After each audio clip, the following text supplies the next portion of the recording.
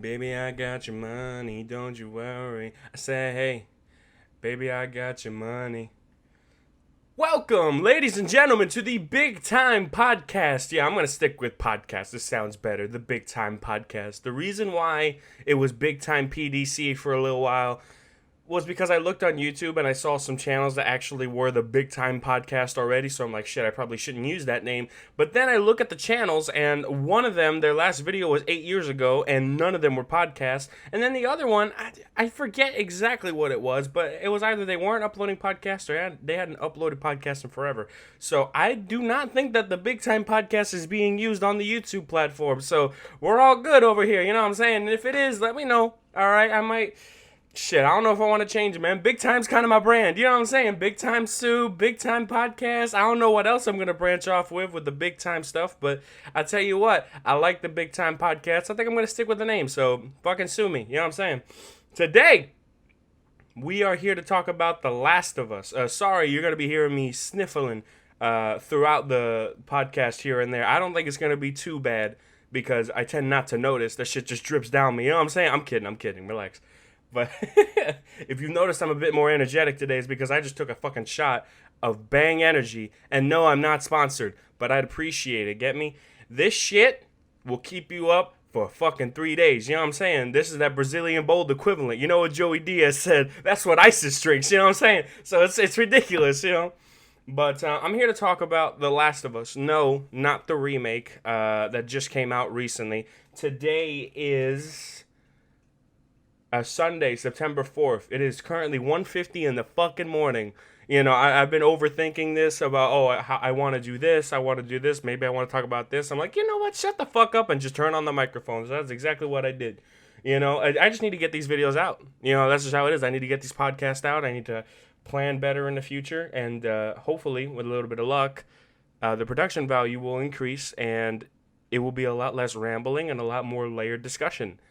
So with that being said, I actually have a few notes here that I wanted to talk about with The Last of Us. Just the first one, although I might be drawing comparisons between the first one and the second one while I'm talking about the first one, which means big spoilers for The Last of Us franchise in general. Okay, big spoilers for people who care about that kind of shit. And if we do finish talking about The Last of Us, and I feel like I could go on for a little bit longer, we'll talk about the zombie genre in gaming and or movies in general, but I think we're just going to stick specifically to the Last of Us universe because it's pretty rich, and I think it could definitely occupy about an hour of talking points. I mean, it's already been 3 minutes, you know what I'm saying? So we're doing good. You know what I mean? We're doing good. Anyway, I have a set of bullet points here that I was going down, and I was just writing them down, you know, nice notes, nice thoughts. And one thing I immediately had to write down as soon as I launched the fucking game was the main menu. The main menu shows a window with glimmering sunlight peeking in. The Last of Us soundtrack is in the background. I can't tell you how good the fucking soundtrack to The Last of Us is. I think Gustavo Santorella, I think that's his name. I forget. I should have wrote down his name. Shit. See how much lack of planning there is in these things, bro? I'm so underprepared.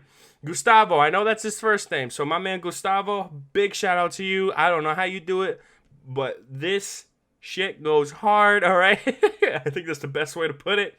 I feel like the tone, this menu depicts the tone of the entire game. It shows the window with the curtains swaying, with the lights, glimmering in, and the paint chipping off the walls. I put 3 words down to describe this: harsh, but beautiful. I think that's actually a title thing right there. That's pretty cool. If I ever do an analysis about this game on the main channel, that's what I'm going to call it. Harsh but beautiful. That's great. Anyway, so of course I press new game. You know, I want to re-experience it and I want to enjoy it. I only really got through half of it, but it's fine because I played the hell out of it before, so I know pretty much everything there is to know about the first one. You know what I'm saying?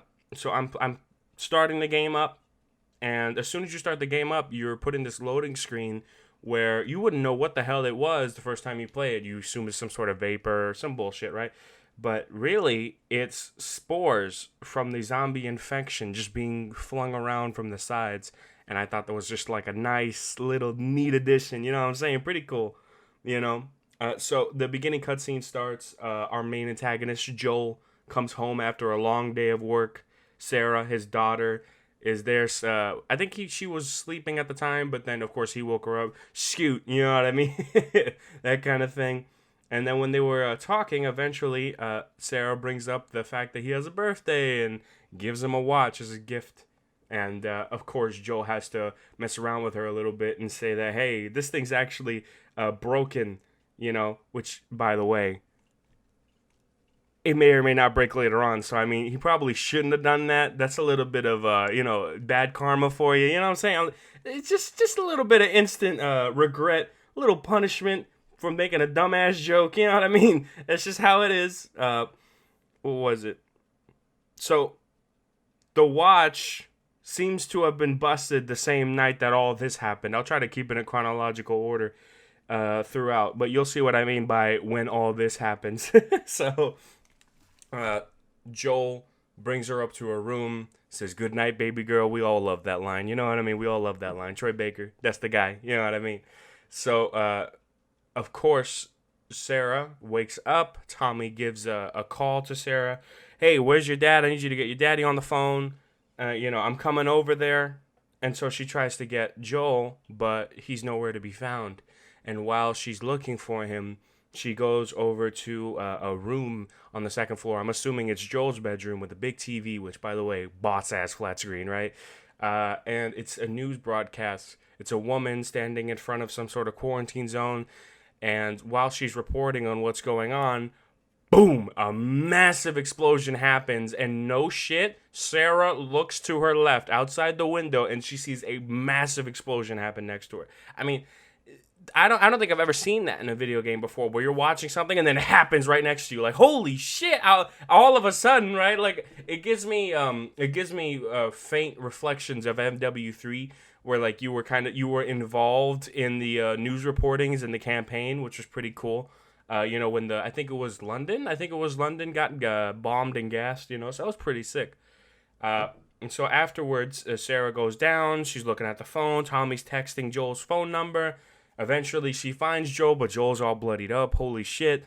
It turns out Joel's loading his gun. Stay away from the door, Sarah. Yeah, I feel like when I try to emulate Joel, I talk more like Rick Grimes. The very, very, very pushed Southern accent. Because Andrew Lincoln, the guy who plays Rick, is actually British. I believe he's British, but that's his accent anyway. So it's pretty obvious that he really has to push that Southerner out of him. You know what I'm saying? But Joel does it perfectly. Troy Baker does it perfectly. What was it? So, of course, he loads his gun, shoots an infected. Tommy says, "Hey, yo, fam, let's get the fuck out of here," like one would. And so they get in the car, immediately Joel shows his true colors through desperation. "Yo, fuck that family. They got a kid. We got a kid too. Shit, go around them." You know what I mean?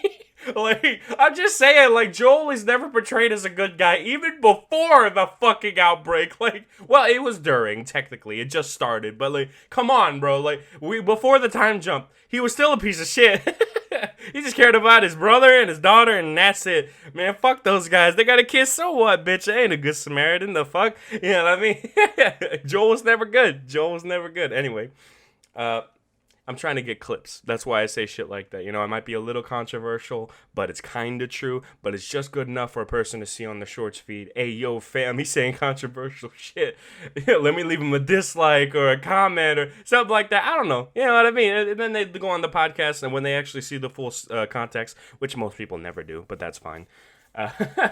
They go on the podcast and see the full context. It's like, you know what? He makes sense. At least I hope I do. Shoot. I don't know. Maybe the bang is talking. You know what I mean? Maybe it's not me. Maybe I'm being mind controlled by energy drink demons. You think? No, I don't think so. It's currently 2 a.m. It's currently 2 a.m. I'm talking about energy drink demons. This is what my life has come to, ladies and gentlemen. Anyway. So I was at Tommy, Joel, and Sarah in a car, and while they're trying to get away, there's a big crash. And in this crash, Sarah really fucks up her leg, so Joel has to carry her. And I mean, this is if there was any way to make you feel more vulnerable, is when Joel fucking Miller, which by the way, I don't think you're ever told his last name until the second game. I don't think it is. If it is, it's like never verbally spoken because I don't remember the last name Miller ever. Anyway, Joel fucking Miller, Mr. Badass #1, holding your pride and joy in your hands, something that you love, so innocent, so, so beautiful, that kind of thing. Is like, I'm defenseless, I can run, that's about it. Tommy's supposed to protect this. Oh shit. Tommy better be good with a gun, you know what I'm saying? Shit. So, we're running around, it's a big riot, explosions are happening everywhere. Don't look, Sarah, don't look, it's crazy shit. Chaos, and that was the point, it's the outbreak, it's the start of everything. It's supposed to set the expectation for the rest of the game, and it hits hard, because you see it and it's like, wow, how quickly the world is falling apart like that. Everyone loses their fucking minds, you know what I mean? It's crazy shit. So Joel breaks into an alley with Tommy once they realize the roads aren't going to work. And once they get into the alley, they start getting chased even further until they're chased into a bar where Tommy tells Joel to keep running while he holds the door because he can outrun him. You have the kid. So Joel starts running away, and while he's running, he's got a couple zombies chasing after him. But he's Joel fucking Miller. He's got arms the size of cannons, you know what I mean? So he could carry Sarah no problem. He was gonna outrun him, bro. I don't give a shit. Fuck the cutscene, you know what I mean? I would outrun him. Anyway, so the cutscene happens, and I guess what would you call? I'll just say a military guy. A military member shoots the infected behind him and tells him to stop and stay right fucking there because he's not sure what to do. He calls up to command, be like, yo, fam, what the fuck I'm gonna do about these civilians? And command's like, yo, shoot them the fuck up. And obviously the soldier's like, but he's got a kid. And then the NCO is like, motherfucker, you ain't gonna get no fucking paid leave unless your ass shoot up them children. Okay, my bad. And then he fucking just slaughters Sarah right then and there. And I have to say this right now. Let me slow down the podcast a bit. This scene is one of the strongest scenes in a video game you will ever see, period. And it's crazy how tragic this death is of Sarah. How tragic it is. And it's the beginning of the game. It is the start. This is the launching platform. We have not even hit the atmosphere yet. We haven't even pressed ignition. Yeah, we have. The flames are not going on the rocket. We have not even passed the fucking T- count. And we are suffering. We are relating with Joel because, losing a daughter is horrible, losing a family member, and a lot of people can relate with that. So when they see that shit, obviously they're going to fucking cry, which a lot of people did when it first came out. Shit. You can look up all those compilations. Bro, even Angry Joe and other Joe were like, damn, man, you had one mission, you know what I mean? It was crazy shit. But, I mean, that scene was so well portrayed. By the way, I have to suggest that everybody go see the behind-the-scene footage of the not the Left 4 Dead, the Last of Us content, because what was it? They just show a bunch of the scenes being done and how how they had to get in the mindset of each character. And I believe Troy Baker was talking about how when I was doing that scene and I had to be Joel, I was there, I was vulnerable, No, my Sarah, he's screaming, he's crying. No, don't do this to me, But Neil Druckmann, even though it was such a horrible day to film, it was so exhausting. Troy Baker said I couldn't do it again. And then Neil Druckmann's like, no, we gotta reshoot it. Of course, Troy Baker's gonna be pissed. He comes back, he just half-asses it, you know what I mean? He's angry. And then Neil Druckmann is like, listen, I understand, but you just have to hit this, and that. These story beats. You have to hit the story beats of, oh God, my daughter's hurt. I have to help her. Oh God, she's fading. Oh God, she's fading. I gotta help her. She's still fading. Oh, she's about to go. Is she really gone? She's gone. And then the pain starts. You can see the father figure of Sarah, Joel, you could see Joel just slowly descend into acceptance. And it was ridiculous because she got shot in the stomach. I know, baby. I know. I'm going to try to pick you up. And then it doesn't work. And then she slowly bleeds out in front of him. It's like, don't do this to me. Don't do this to me. And even after she's long dead, he's contemplating it. Don't go. Don't go. And then eventually, it's there. Eventually, she's fine. She dies in his arms. And it was just horrible. And the music plays. And, I want to sample it here. I want to sample it here, but I probably won't. You guys need to look up the soundtrack yourself. It's great. Play the game if you haven't. Why the fuck are you listening to me and not playing the game, bro? It's cheap as fuck on PS4 right now. If you don't have a PS4 by now, what the fuck are you doing? You know what I mean? Shit. Anyway. Just a great opening scene. Amazing opening scene. After that, they go into an opening sequence where, the news is reporting about how the infection is spreading, how the fireflies are coming back to create a cure, believe in the fireflies, shit like that. You know it. So then we do what very few games and stories in general can pull off. We pull a 20-year time jump. 20-year, moving on. 20 years, sure. Fucking hell, dude. When I saw the 20 for the first time, I'm like, damn, how old's Joel now? 60? You know what I mean? Fuck yeah. He wasn't exactly young before the apocalypse. I'm assuming he was 30 but when Sarah died. And then, 20 years later, he's in his early 50s. That's what it looks like. And then in Last of Us 2, he was pushing 60. Like, he was in 58, 59. That's what it looked like. And that makes the most sense to me, I think. But, I can't imagine what Joel went through in that one scene. So anyway, we're introduced to this new character. Her name's Tess. Let me just tell you right now how fucking badass Tess can be, alright? Tess is a fucking crazy bitch, bro. She is a badass. She will fucking fist fight the fucking mob for you. You got a horde of 10 infected? No problem. I got a brick. You know what I'm saying? Yo, Tess doesn't give a fuck, bro. She's going to be out here knifing guys with you. She's a ride or die. And so the reason why I wanted to be so in-depth earlier with the story is because that beginning sequence sets the tone for the entire game. That's why I wanted to be so in-depth. I'm not going to be so in-depth with the story as we continue because you need to play the game yourself. And if you haven't played it and you're listening to this podcast, get the fuck off my podcast. Go buy it. Shit's fire. Don't look up some playthrough. No, play it. Believe me. You should. It's just the right thing to do at this point. You know what I mean?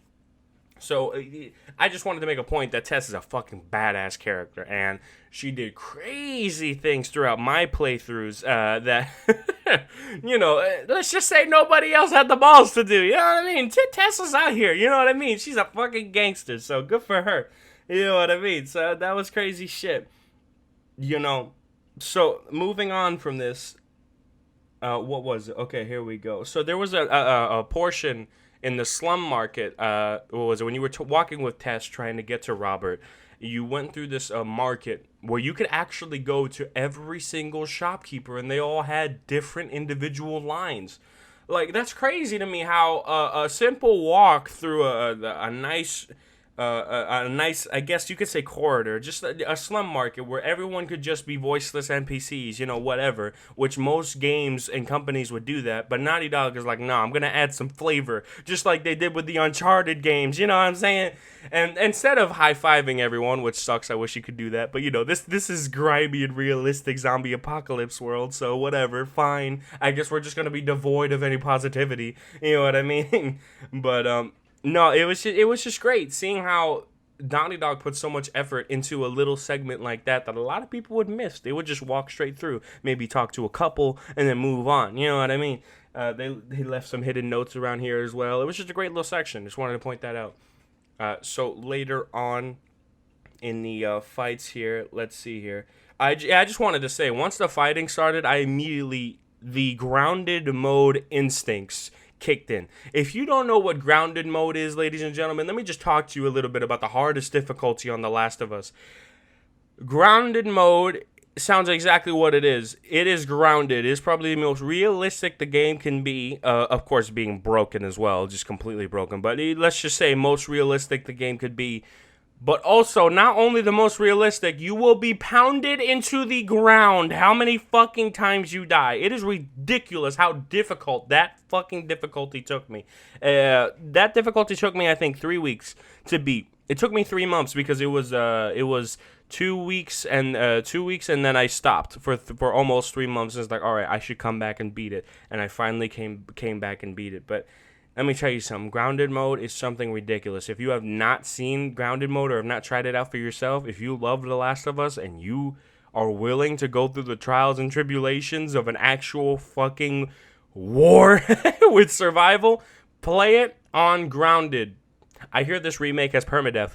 Don't do that. You will lose your fucking mind if you play through this game on grounded and permadeath. You just shouldn't. You should not do that. I highly attest against it. That's not what you should do whatsoever. You know what I'm saying?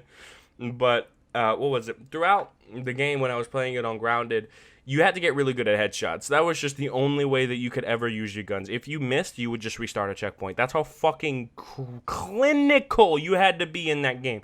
Absolutely clinical. You could not miss a single shot.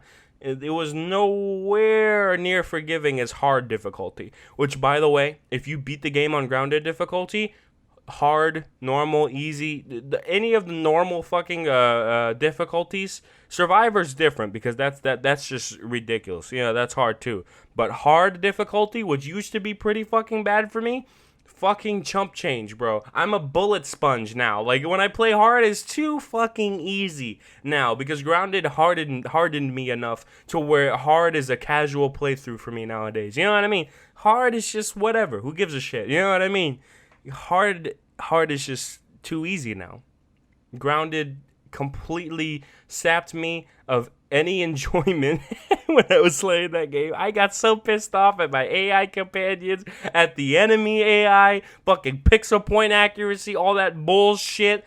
Grounded mode fucking destroyed me, bro. Destroyed me. Chewed me up and spit me the fuck out. But guess what? I put my fucking 13-inch boot, turned that sumbitch sideways, and stuck that shit straight up the Last of Us candy fucking ass, man. I'll tell you what, okay? I can say that proudly, okay? Grounded mode difficulty, I whooped that ass, alright? I did it. I only did it once. I'm never doing it again. Fuck that. I'm done. New Game Plus? You're fucking crazy. You know what I mean? Shit. Get out of my face. I'm done with that. Never again. Never again. Alright? So, what was it? We were talking about Tess, and we were talking about how she was chasing after Robert. Once they actually come up to Robert, you know, they figure out, you have to go to the Fireflies. That's where the guns are, because Robert had the guns, but now the Fireflies do. And Tess is such a badass. It's like, man, fuck those Fireflies. Let's go get them. You know, Robert, they're just trying to convince them to, like, keep them alive. And Tess is like, that is a stupid idea, and fucking double taps him, bro. Like, didn't nod at Joel or nothing. It's like, you know what time it is. Bang, bang. Bro, just, all right, yeah, just cut a man's life off. That's okay. That's the thing. You have to realize how many fucking people Joel, Tess, any of his companions kill throughout the game. Like, you slaughter at least a few hundred people on your journey. At least a few hundred. Like, think about that with Ellie, right? How many fucking people can you kill in cold blood till you start to feel some sort of remorse? Like, Ellie did not feel anything until, what was it? Her little encounter with David. And I don't even think it was for murder. It was just because he was fucking creepy and tried to do crazy shit. I'm not going to say what, but you know what I mean. It's kind of crazy. You know what I mean? But hey, man, it's a video game. You know what I mean? Look at Nathan Drake. He's killed thousands, and no one bats an eye. You know what I mean? Nathan Drake is a fucking psycho killer madman. Let me tell you that right now. He's killed so many human beings, and it doesn't faze him. It doesn't faze any of his friends either. Fuck, I love the smell of propane in the morning. Sure, man. All right, whatever. Whatever gets your kicks in. You know what I mean? Jeez, Nathan's a fucking psychopath. But and then let's get back to The Last of Us. So we're talking about Tess. Okay, so once Tess double taps Robert, Marlene comes around the side. I just want to give a big shout out to Marlene. Woman took a fucking gunshot to the gut and was able to climb two-story like stacking of building stacks of boxes rather, climbed ladders, took guys out, choked a man to death with one arm, bro. Marlene is a fucking badass. I don't understand it. I don't know why, but it just happened and it made sense. That was pretty cool. Yeah. What was it? Afterwards, we finally get to a location to where Marlene can get picked up by the Fireflies, and Marlene thrust Ellie onto us, and then we have to smuggle her out. You know the story. I'm not going to be too, well in explaining it, because you know it, and I don't have to be too far in explaining it. Please, for the love of God, do not complain about that in the comments, because I know people are. It's like, go fucking play the game, you know what I mean? Fucking ridiculous. I don't want to hear that shit, you know what I mean? So, but I one thing I did notice throughout the cutscene and the beginning, a conversation with him and Ellie, is Joel is trying so hard to push Ellie away before it even becomes a thing, because as soon as Joel sees Ellie, he's immediately reminded of Sarah, and his whole life comes flashing and flooding back in, and it's just like, fuck, man, I don't want to, I've been trying to run away from my problems for 20 years, man, god damn, just let me alone, you know what I mean? Jesus Christ, even Tess understood it, like, as soon as she saw Ellie, he's like, oh, fuck, Joel's gotta get sentimental again, you know what I mean? Jesus Christ, I can't imagine. Joel has been through a lot, so I could understand, but that's crazy shit, you know?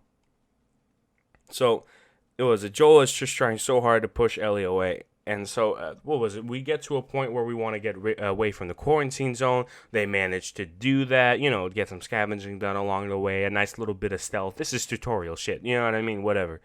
And then we go on to our first interaction with clickers. And I just want to tell you something about clickers, something that I picked up when I was playing in grounded mode, when they would never give you melee weapons or ammunition or anything, really. You know what they would always give you? Bricks. They would give you plenty of bricks. And I'll tell you what, bricks, ladies and gentlemen, are your best friend when it comes to clickers. You got a clicker, you don't have a melee weapon, and you don't want to waste a shift, use a fucking brick. You have a clicker hot on your ass, and you cannot attack him with anything in your hand, you have a brick. You know what I mean? That's just, maybe you want to stun him because he's right on your ass. Pick up a bottle, throw it at him, then pick up a brick and fuck him up with the brick. I'm telling you, the brick is your best friend. Fuck a gun.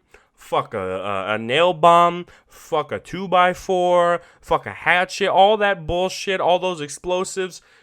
You can give me one brick against the world, and I'll win with the brick every time. I don't give a fuck, bro. That brick is the best weapon in the game. It is the equivalent of the fucking smart gun in the Aliens vs. Predator universe. I'm just saying, all right? Or Aliens universe, rather. Just Aliens universe in general, my bad. But yeah, it's the equivalent of the smart gun, all right? Fucking hell, bricks are unlimited ammo. Shit's everywhere. It's great. I'm just saying, you know what I mean? So, what was it? After they go through a few clickers, they get to a museum. Eventually, Tess gets bitten. And she doesn't reveal this immediately, obviously, because, let me just see how the bite turns out. They finally get to the Capitol building. Tess confesses, and Tess believes in the cure that Ellie is proposing. So, of course, Joel has to feel some sort of obligation to her. Was there some sort of romance, or was it just a friendship thing? I'd like to think it was a friendship out of necessity, but a romance that could have happened, but Joel never pursued, because, business, you know what I mean? Whatever. Whatever, right? Joel, let me tell you something. Tess is a catch, all right? Tess is a catch, all right? I'm just saying, like, Joel, you messing up, my friend. You are messing up. Too late now. Whatever. It's fine. So, Joel does not want to talk about Tess at all. He doesn't want to talk about anything personal. That's the thing. He constantly runs away from his problems, and it sucks, So Joel and Ellie head over to Bill's town, which, by the way, I just want to point out, if I were to survive an apocalypse at all, which probably wouldn't happen, but if I were to survive an apocalypse for a long time, I think the closest person I would, like the equivalent of being, would be Bill. 100%. I would fucking just shack up in some town or in some rural area, and I would just fortify and booby trap and just set the place the fuck up. And I would be talking to myself, setting up the locations for traps and leaving notes and shit. Like, you know how much, considering he's so bored, he has to micromanage everything in order to stay busy throughout the day. And so he has to be, so, you know, in order to be smart, in order to protect himself and his city, because, you know, it's his cities now. It's Bill's town. It's not even, whatever town is trying to emulate, it is no longer that town. It is Bill's town. That's what the chapter's called, so it's great. But yeah, Bill is definitely a very interesting character, a very badass character with a great voice actor. I just want to point that out. What was it? So, of course, you know, Joel needs a car, so he goes over to Bill, say, yo, fam, get me one. Fine, whatever. So they go over to a school. Oh, shit, this bus doesn't have a battery in it. So they're trying to... My retelling of this is horrible. I know. You know what I'm talking about. You've played the game, right? Right? So shut the fuck up. So, finally we're in the school. We're in the gymnasium, and we come across our first bloater. And ladies and gentlemen, if you don't know what the bloater is, first of all, play the game. I'm going to say it again and again until you click off and play the fucking game. The bloater, ladies and gentlemen, is a badass boss type of enemy. And he will take your fucking Lunchables. Basically, that's all I'm saying. This man will mollywop you, grab you by the jaw, and rip your head in half. Like, that's how fucking crazy the damn bloater is in this game. He is the equivalent of the tank in the Left 4 Dead, except the tank is more badass. But still, bloaters are pretty cool too, you know what I'm saying? A tank versus a bloater? Bro, tank would smoke a bloater, bro. Get that shit out of my face. I can't believe a friend tried to introduce that idea to me once. Oh, but a bloater has a ranged attack. Yeah, but a tank's a fucking tank. It has 6,000 hit points, okay? You're not doing shit to a tank. I don't give a fuck. Even a 3,000 HP tank would still fuck up. Let me stop being nerdy for a minute. All y'all people who don't understand what I'm trying to say. Shit. Yeah. That was me putting my mug down. You know what I mean? I'm about to have another shot of Bang Energy. Shit. You know, we're halfway through this podcast, ladies and gentlemen. I am not even halfway through the game. It's great. It's great. It's fine. I'm going to get through it. Trust me. So, what was it?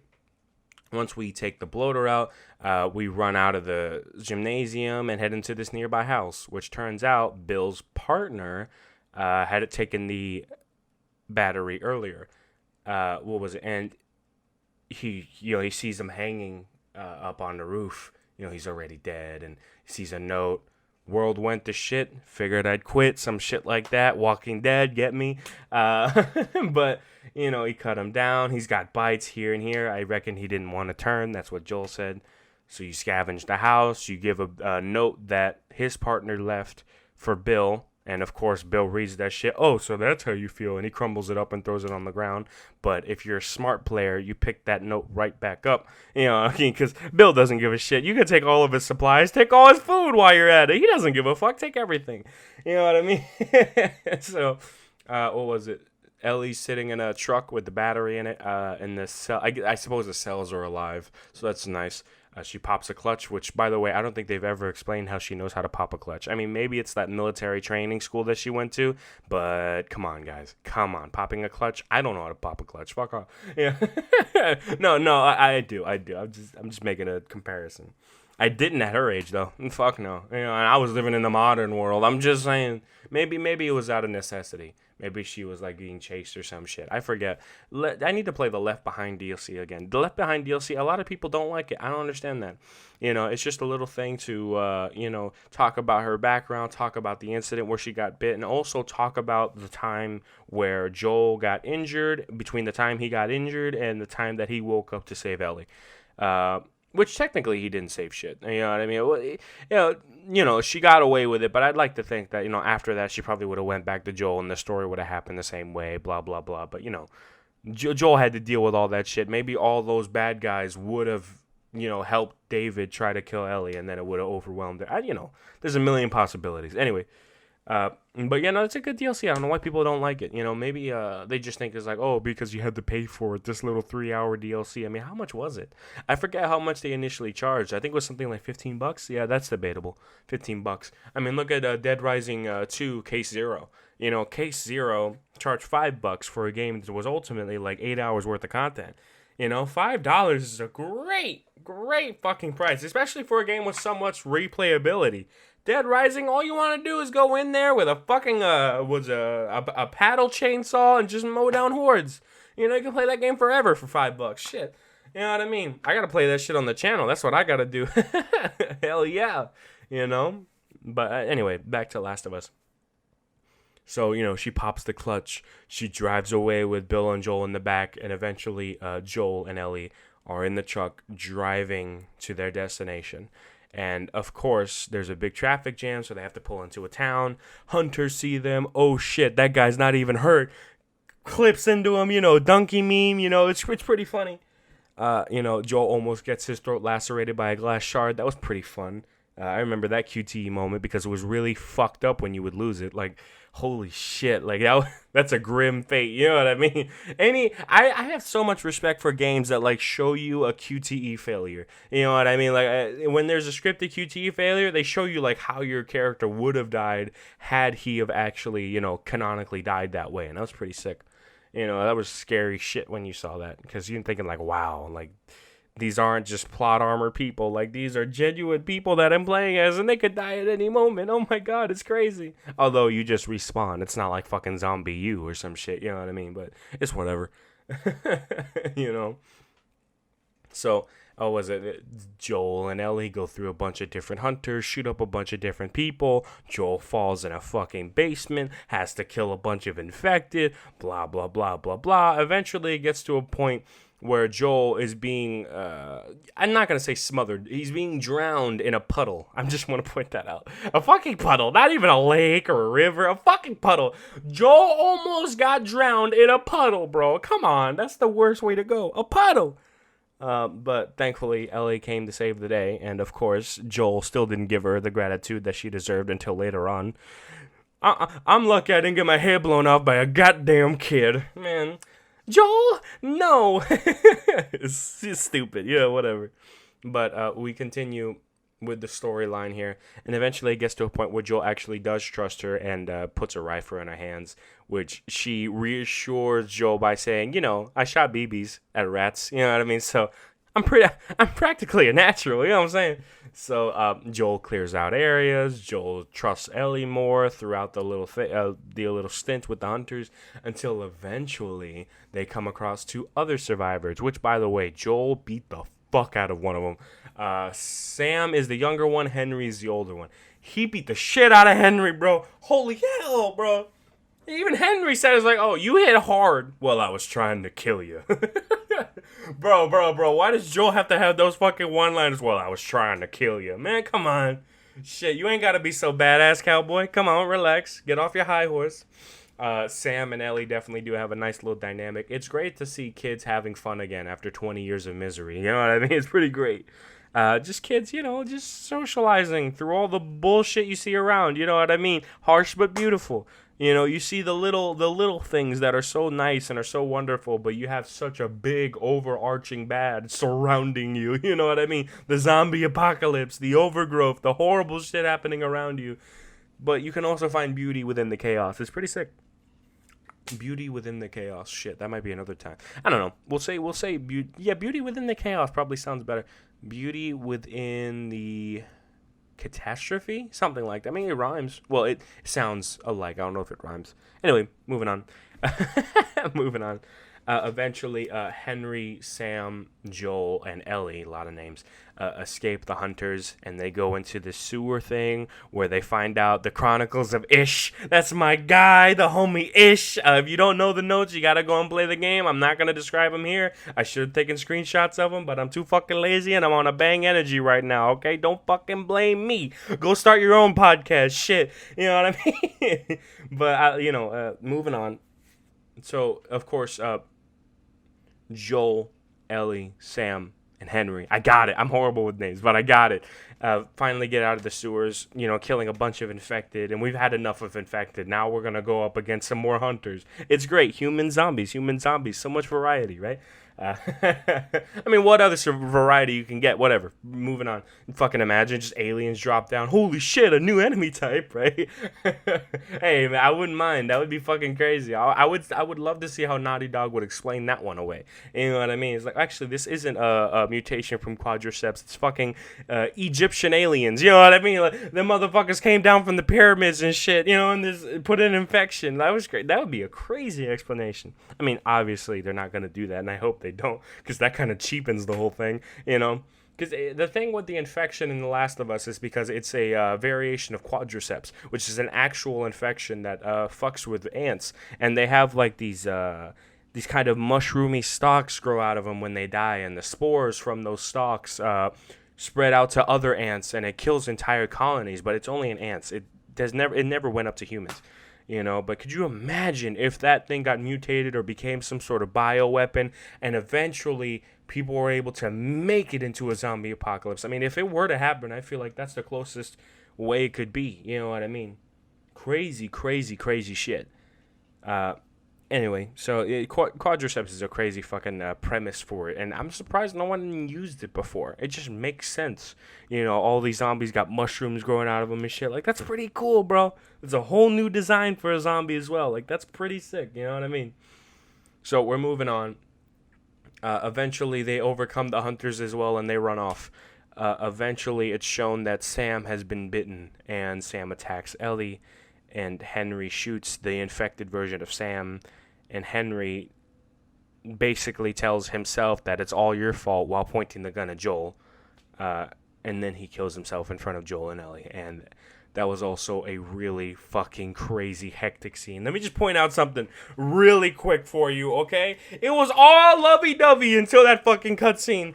We're gonna make it. Oh, you know, it's gonna be great. We're gonna make it all the way to the Fireflies together. And then Sam is bitten. And then Henry all of a sudden just fucking shoots himself in front of you like that. You're back on your toes. The game keeps you interested. Just when you think you can predict the next move, bang! You're fucking screwed. You know what I mean? Everything that you knew is gone again. That's it. The only constant in your life is Joel and Ellie. And it's not even that constant come the sequel. Anyway, moving on. So we get further and further down into the season eventually to where Joel meets up with Tommy at his hydroelectric dam, which is pretty fucking sick. I like that idea. A whole town around a hydroelectric dam. We have the whole electricity thing going on, you know? Pretty sick. Out in the rural, that's so hard to say, rural woods, I think in Canada, I think it was. I don't think it's in Canada. I just think it's farther up north, like in the Rockies and shit. I don't know. I still think it's in America. Anyway, moving on. You know, Tommy, Ellie, and Joel start talking. Well, Joel starts talking to Tommy about an exit strategy. Okay, I brought her to you. Now I need you to get to her to the Fireflies. Ellie gets wind of this and runs off, obviously, you know, because that's just what main characters do. So Joel chases her down with Tommy. I'm skipping the raid from the hydroelectric dam because that's really just the game trying to give you some much needed violence. You know what I mean? Like, it didn't need to happen. I mean, yeah, it showed that, like, raiders really want this territory. I understand that, you know, and it showed you how desperately hard they're going to fight in order to obtain it, you know. Plus, it's used as a tool later on to, like, make Tommy stay. It's like, listen, the wife tried to, like, reason with him. Listen, the families have lost a bunch of men. We can't have you leave and die as well, you know. So, it makes sense. It's a good storytelling tool. I'm just saying that's how it went. So, what was it? Joel, Tommy catch up with Ellie, and Joel and Ellie have a big, big scene. It's, once again, just a masterpiece, bro. I can't tell you how well that scene was written and how well it was acted. Ashley Johnson poured her heart out, and so did Troy Baker. I mean, it was... If you haven't seen it, I'm not even going to describe it to you. I want to. There are so many lines I could think of, but I'm not going to. I want you to go see it. That's how much I do not care if you need to click off of this podcast to go see it and never come back. As long as you get to see it, I will have conquered my mission today of making you finally realize that you have been under a fucking boulder, not a rock, a boulder. Get me? So just get back on that shit. Moving on. So I'm playing. So we're at a point now to where Joel finally gets over his fucking, oh, you're so close to Sarah, I want to run away from my problems, little shtick, and finally accepts Ellie. So he takes Ellie to the location that she needs to be brought to. Turns out that when he heads to that Firefly headquarters, turns out we moved. Yeah, sorry about that. So, of course they fucking moved, right? So, Joel and Ellie try to fight their way back out because, a bunch of hunters follow them or whatever. And eventually it led to Joel being injured, pierced with a piece of rebar. And I just want to point out how fucking badass Joel Miller is. He gets stabbed through the gut with rebar. And the first thing that he says to Ellie is, move. Pushes her out the way, kills 2 more dudes. Bam, bam. Right there, bro. Come on.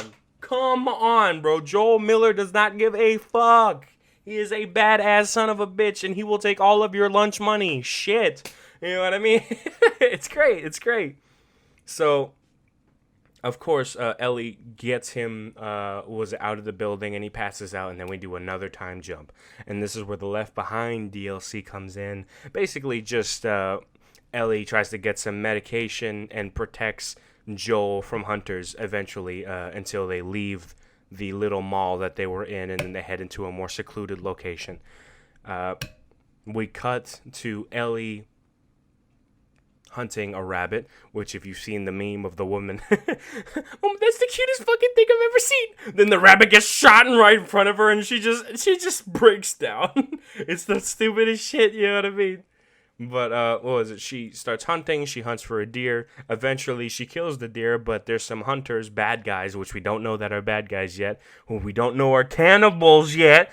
What was it? Say, hey, yo, fam, how about we trade you for some of this deer with some medicine? Aight, cool. So they go and get the medicine. Meanwhile, David and Ellie stay back. Oh, shit, zombies heard the gunshots. Who the fuck would have thought? And it was a lot of them, too. So, he fucking, they batten down the hatches and they kill a bunch of them. I mean, Ellie goes ham. He fucking kills bloaters, clickers, runners, all that shit, bro. Ellie does not give a fuck. Made fucking Molotovs by herself, nail bombs by herself. Crazy, crazy shit. Like, this is a fucking 14-year-old, man. What the fuck? It's crazy shit, right? But, no, she was killing it the whole game. So, afterwards, Ellie goes back to Joel with all the antibiotics, and gives it to him. And he gets better. Thank God. Thank God she come across that medicine. Later on, the hunters actually find where she and Joel lives, so she leaves the house and tries to steer him off away from Joel to let Joel recover. And while she's escaping, her horse gets shot. Bro, what the fuck? You can't be shooting innocent animals, bro. I'm just saying, they had to shoot my boy. I think his name's Callus. My boy Callus, bro. Nah, don't shoot my boy Callus, bro. That's my guy right there. No, that wasn't a nay. That was a nah. All right, relax. I know y'all motherfuckers are gonna look back and say, did he make a horse noise? No, I didn't. All right, relax. But no, it was just right now. We're getting at such a point where it's like, what the fuck could happen next? Right? And so she finally gets captured by the David herself. It turns out that David's a fucking cannibal, and they're cutting people up in front of her. Like, holy shit, this is a problem. You know what I mean? This is a problem. What was it? Eventually she gets away by telling them that she's infected, which technically she's not wrong. She didn't lie.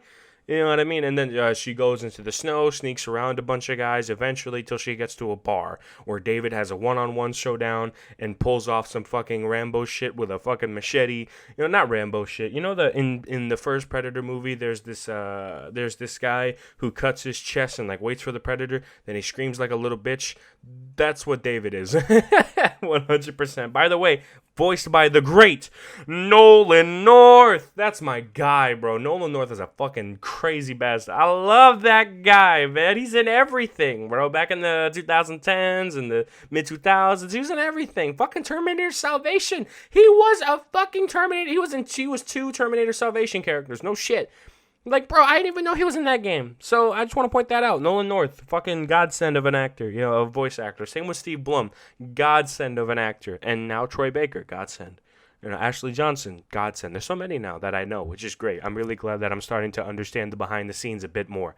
Because, it takes a lot of time and effort, and I feel like that time and effort should definitely be commemorated. Besides the big fucking paycheck that you get when the game comes out. Besides that, you know what I mean? It's great. But it's overall, the game just hits different. So we're at a point. What was it? So now that Ellie has killed David, I forgot to mention that Joel wakes up during the fight, and he chases Ellie's tracks all the way to a few bad guys where he tortures them in a badass scene where he fucking pops the knee bone off of somebody and then kills his buddy. Don't worry, I believe him, and beats him up with a lead pipe. Like, bro, Joel is a psychopath. Jesus, we love it. You know what I mean? Of course, because it's Joel fucking Miller. We don't give a shit because it's Joel fucking Miller. It's great. You know what I'm saying? It's great. So, of course, we continue on in the game. I believe we had to... Oh, yes. So we had to a point now where Ellie has been traumatized horribly. And, what was it? You can see she's obviously depressed. And she has no longer that childhood-like appeal to her. Because like it feels like her innocence has been taken away, you know, which is a fucked up thing. Nobody wants to see that.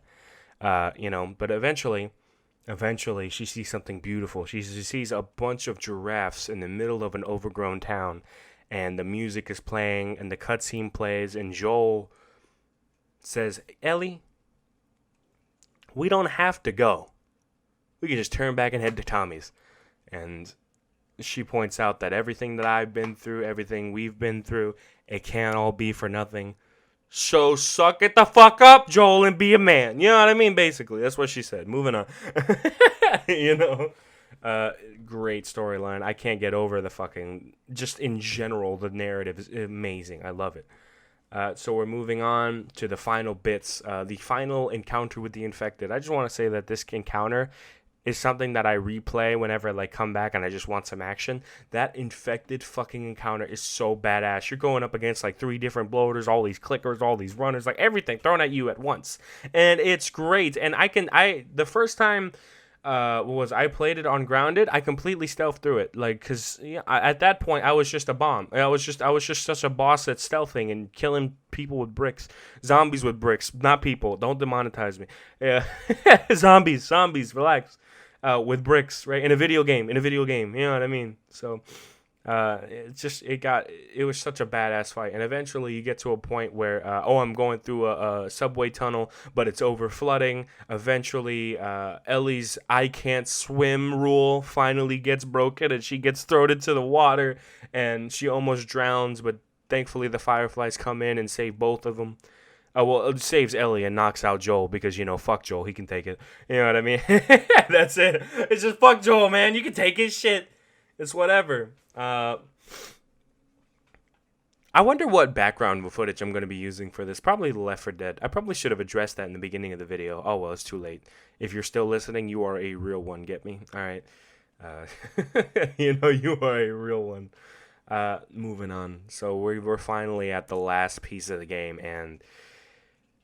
I mean, it's crazy. I can go beat for beat, bar for bar here, but I'm just going to say that The Last of Us 2 story, The Last of Us 1 story shows that this is not a happy ending. This is not a happy ending. Ellie doesn't get what she wants, and that's to be a cure for mankind, Of course, she didn't make the decision to die either, but that's a conversation for another day. I'm just going over the story right now, so we can all talk about it and reminisce and enjoy. You know what I mean? So we're getting to the big cheese where Marlene says, "Hey, yo, fam, we do this cure thing. Yeah, Ellie ain't gonna make it. Shit, you should have saw how Joel lit the fuck up. You gonna kill my daughter?" Fucking goes in, shoots a guy in the dick 3 times. It was great. People say he got shot in the sternum. Nah, bro, he got shot in the dick. You know damn well that's where he aimed. I ain't got time for this. Bang! Right in the dick. It was great. So, Of course, he has to fight through a bunch of different fireflies. You get a fucking assault rifle. You have a little bit of a power trip. Fun shit. Badass action. I use the flamethrower. Fuck the fireflies. We're going to deal with them all right now. Think about it like that, man. Joel Miller went through fucking 50 of them. How fucking skilled are these guys? You know what I mean? Militia group. Get that shit on my face. You know what I mean? Joel Miller is a militia. Fuck out of here. You know what I mean? Joel Miller is a militia. All right? Hands down. So once he gets past all the bad guys, he finally gets to the surgery room. And when he gets to the surgery room, there's one doctor with a scalpel that says, "No, I won't let you take her." And of course, I guess canonically, Joel Miller stabs him in the fucking neck with a scalpel. Or he gets shot in the chest, either one. Well, Joel basically just does cold-blooded murder. Just, yeah, bitch, I'm going to do what I want. Bang, kills his ass, takes Ellie and leaves. And the music that plays when you're running away with Ellie, I mean, forget it, bro. I mean, I can't tell you enough how great the soundtrack is. The soundtrack is one of a fucking kind. You should go play the game. I can't say it enough. Go play the fucking game. It's great. You know what I mean? Eventually, it gets to a point where he hits an elevator. He presses the button, and then the final cutscene triggers. Marlene catches him on the bottom floor, puts a gun to him, and of course he's holding the child, so she doesn't want to shoot the cure for mankind, so she puts the gun away. What she didn't notice is that Joel had a gun in his hand. Bang! Kills Marlene. Well, Joe shoots her in the stomach, and then puts Ellie in the car, and then Marlene is like, "Wait, let me live." And then Joel's like, "Bitch, you'd come after her." Bang, bang, fucking kills her too, bro. I mean, you only saw the one shot, but I'd like to think he double tapped her. You know what I mean? That's just how it is. We have to do these double taps in honor of Tess. You know what I'm saying? Shit. So, final cutscene comes around. Second to final cutscene, actually. Basically, it's just, he has to lie to Ellie. Turns out they were a lot like you, Rat, and they just didn't have a use for you, so sorry. I guess all that went in vain. Anyway, moving on. Let's head back to Tommy. You know what I mean? So they head back to Tommy, go through a bunch of woodland shit. The graphics are popping, and the tension is building, because you know damn well that there is no such thing as peace in this fucking world. You know what I'm saying? So the fucking final cutscene comes in, and Ellie pretty much makes Joel promise.